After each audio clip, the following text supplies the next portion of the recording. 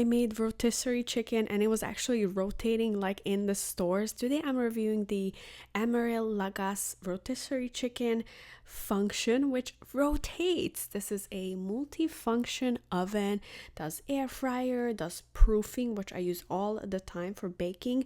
This is it. I'll put a link down below, but I'm really excited to try out this function because I haven't done it before. So I'm for the flavoring seasoning, I'm going for a Pollo Loco inspired seasoning. I found their like copycat recipe once and it was orange that they use for Pollo Loco chicken, but it's grilled, so it should have like a different flavor to it. But anyways, a whole orange.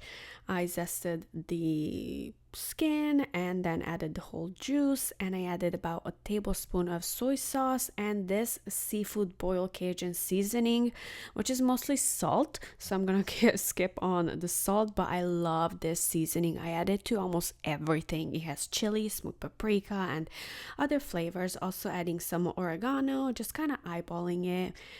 But you can add whatever you want with your chicken. What we're looking for today is how the machine is gonna work, and it worked out, but I just kind of want to show you like what I did with it. Black pepper, a ton of it, mix, and I'm gonna marinate this for about 4 hours. Here's my chicken. I tap it dry. This whole chicken, it was organic. It was $14. I make cuts into it, and I usually put whole cloves of garlic, which I don't have because I minced it all, because I like to have pre-minced garlic at home. But I'm stuffing the garlic into the holes so the meat inside can absorb the flavors and marinate from the inside as well as the outside part too. So this is something I've always done when I cook it in the oven.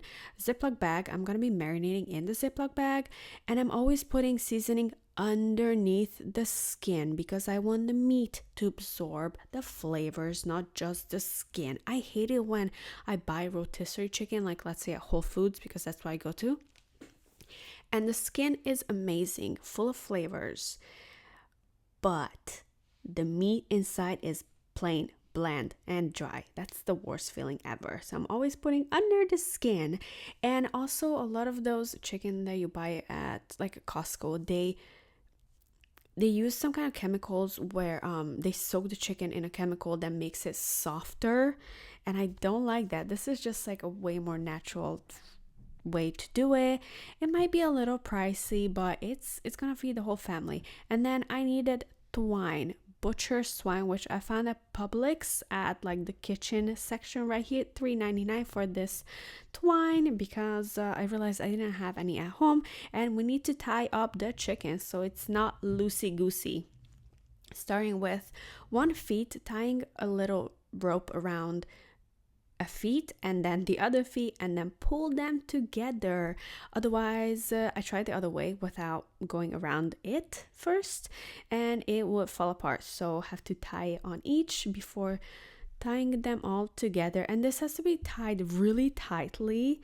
So we'll come back to more tying later on, but first with the feet, and then with a longer rope, I'm securing it to a feet and then going around it. And I should have tied this way tighter. That's my first time tying a chicken, so I didn't know. It's a big chicken. So if it was a smaller chicken like the Cornish, then I wouldn't have to tie it that tight. But whatever I did here was not enough, so we'll come back to that. This is done, and here is the little oven. It has French doors, and it comes with all the tools you need for the rotisserie, and it also comes with baskets and like bottom trays and a few other gadgets, but it has air fryer, broiled bacon, rotisserie chicken, pizza, proofing. I love the proofing, especially in the winter when it's cold and your dough does not want to rise on its own, so we need the proofing. That's great. But here's one tool we need. This is a long stick, and one end will go into that little hole, and then the other one will latch onto this. It's a little dirty inside because I use it a lot. The only thing I don't like about this oven is that you have to clean it every single time, every after every use, it's gonna get splashy, unlike my regular little black push in, pull out air fryer that doesn't get as dirty as this one. So this tool that I'm holding, it will help to put the stick in and out like this. And I want to show a troubleshooting, because your brain will first go to just put the stick through it and then it's done. But no, because it hangs off and it will not rotate with the stick. So this is not how we do it, because, you know, when you look at it, this is the first thing that you would think of, that just put the stick through and it will be fine. So my tights are very loose here and it's a little too big, so I had to go around with the butcher's twine again, just to make it way tighter, as tight as possible. Just going around a few times, it will not hurt, so go around as much as you like. I went around a few times. Okay, so here's the stick, and we also have these little things. This is the key to make it rotate. Without this, it's not gonna rotate. So we have this little screw that we need to loosen up a little bit, and one end of the stick will go inside of it, and you want to find the flat area, and that's where we're gonna turn it back on to tighten the screw. And these sharp little knife sticks will go inside the meat, so it will latch onto the chicken itself, and that's what's gonna make it rotate. And you can adjust depending on your chicken size, or a whole piece of meat if you want to use a whole piece of meat, or if you're using a Cornish hen, which like the little chickens, you can tighten it up so that goes inside the chicken, like in the meat. Find a good spot.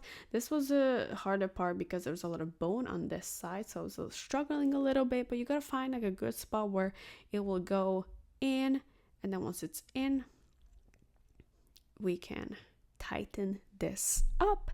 And now the chicken is one with the stick, and it will rotate with the stick because the oven is rotating the stick itself. So putting that in, which is very, very heavy, like that, and that is in. Let's see.